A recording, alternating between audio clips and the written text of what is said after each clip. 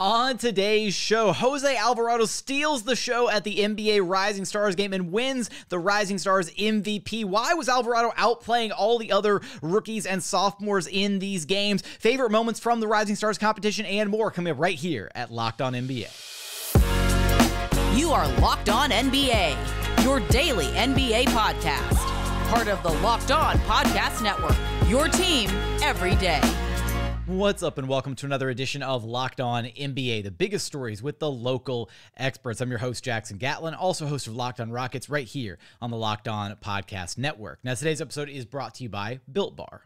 If you're looking for a delicious treat but don't want all the fat and calories that usually comes along with it, then you've got to check out Built Bar, because with Built, healthy is actually tasty. Seriously, they're so delicious, you won't even think that they're good for you. What makes Built Bar so good? Well, they're covered in 100% delicious chocolate, and they come in unbelievable flavors like churro, peanut butter brownie, coconut almond, cookies and cream, salted caramel, raspberry, strawberry, my personal favorite, coconut brownie chunk, but you really can't go wrong with a single bar on their menu. Every single bar tastes like a candy bar while maintaining amazing macros. Only 130 calories and 4 grams of sugar with a whopping 17 grams of protein. And now you don't even have to wait for them to show up at your doorstep. You can go in person to your local Sam's Club or Walmart, walk in and grab a box right off the shelf. Or if ordering online is more your speed, go visit built.com and use promo code LOCKEDON15 to get 15% off your very next order of the best tasting protein bars on the market. Again, that's promo code LOCKEDON15 for 15% off at built.com. Joining us now to talk about the NBA All-Star Weekend Friday night festivities, the Rising Stars game, is Jake Madison, the host of Locked On Pelicans. You can find wherever you listen to your podcasts and on YouTube. Just search Locked On Pelicans. And Jake, this was a pretty fun, pretty competitive Friday night Rising Stars game featuring none other. Look, there were a lot of names in this game, but the one that stood out from the pack, the rest of everybody else, Jose Alvarado, who just came out and made this look. The way that Alvarado stood out during the Friday night Rising Stars game, the way that he joined teammate Trey Murphy in the dunk contest, like I feel like we just need to rename this to Jose Alvarado All-Star Weekend, because he has made his presence felt all weekend long. Look, this is just kind of like who he is, right? You see kind of like the happy-go-lucky attitude from him. This is a dude who, look, I'm 6'1" if I'm standing up straight, and he is like significantly shorter than me without shoes. Like, and this is a guy who's an NBA player who has an amazing story, right? 4-year player at Georgia Tech, undrafted on a 2-way deal, becomes kind of like a little mini star in the playoffs.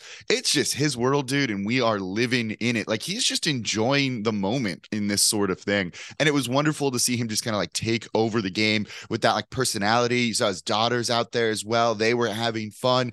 John with Spider Mitchell a little bit, calling the last shot. Like, that's just what you want out of those type of moments, right? To see these players and their personality on full display in something that's not too serious while doing like spectacular things on Friday and Saturday, I thought. Yeah, well, I mean, so he led the way for Team Pow in the first game with 13 points in the first victory. And what was really cool, honestly, Jake, is we had not one, not two, but 3. Like, I guess they were all game winners, right? Like I felt like some of the wind was taken out of the sails of the Rising Stars game last year when Josh Giddey hit the game-winning free throw. Like, it just kind of didn't feel, it was a bit anticlimactic, I guess, with the score, right? You know, get to 40 points, get to 25 points. But you had Keegan Murray, who hit the game winner in the first game there, his only bucket, even though Jose Alvarado led the way with 13 points. Then in the second game, you had Quentin Grimes, who just just completely went off in that game and then pulled up, hit the game winner in that one. And then, like you already alluded to, in the championship game, you know, the one for all the marbles, you had Jose Alvarado, who came in off that screen right at the last second, like kind of got the ball pitched to him and then elevated and drained it, and even talked about after the fact that he was telling Donovan Mitchell in the courtside seats that he was going to hit the game winner.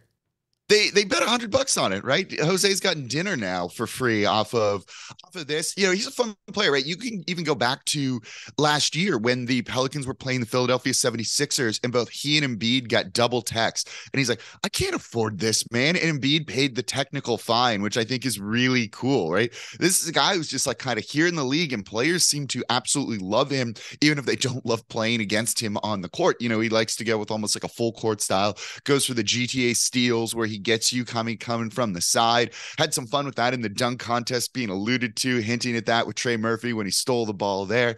Like, it's interesting to kind of see his progression and what he could do in the future, right? If you want to look at it in terms of just being on the court, he's an undersized guard that doesn't do amazing in the half court. Then he does stuff like this, and you're like, this dude's going to get paid at some point because some team's fan base is going to want him on there, and some team's going to give in, and that's awesome for him.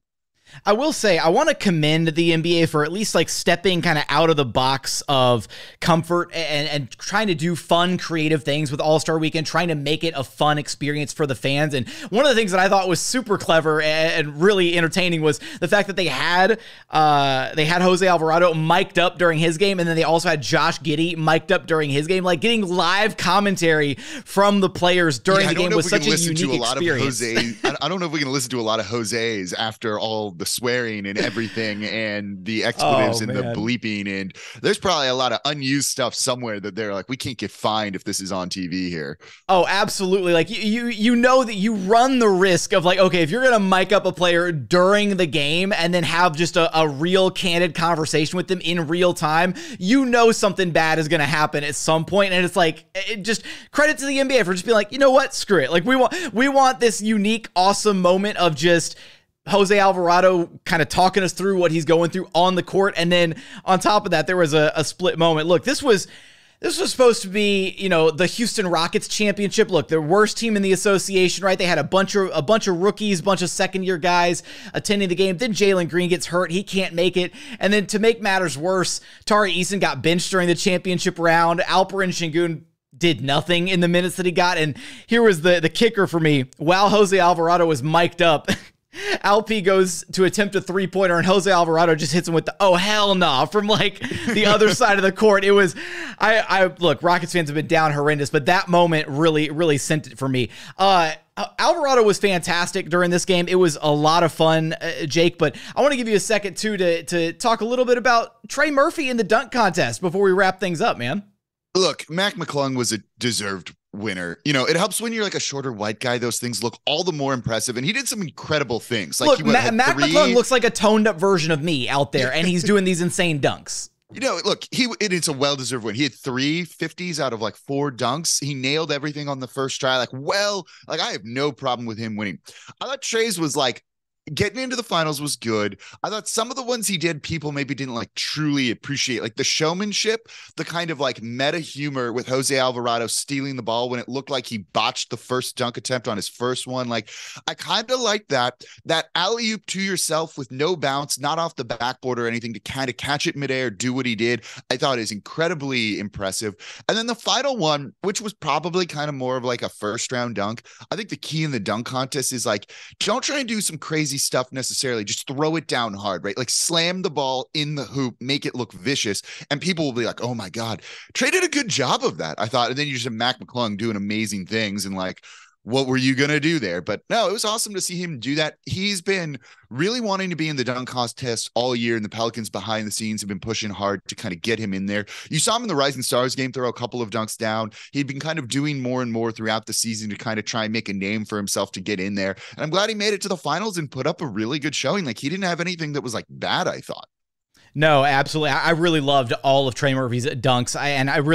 Mac McClung absolutely earned it, and yes, great win for him. But I was also thoroughly impressed with every single dunk that Trey Murphy threw down. But to keep up with more on Jose Alvarado, Rising Stars champion Jose Alvarado and Trey Murphy, be sure to check out Locked On Pelicans wherever you listen to your podcasts and on YouTube. Jake, I appreciate you stopping by Locked On NBA with me.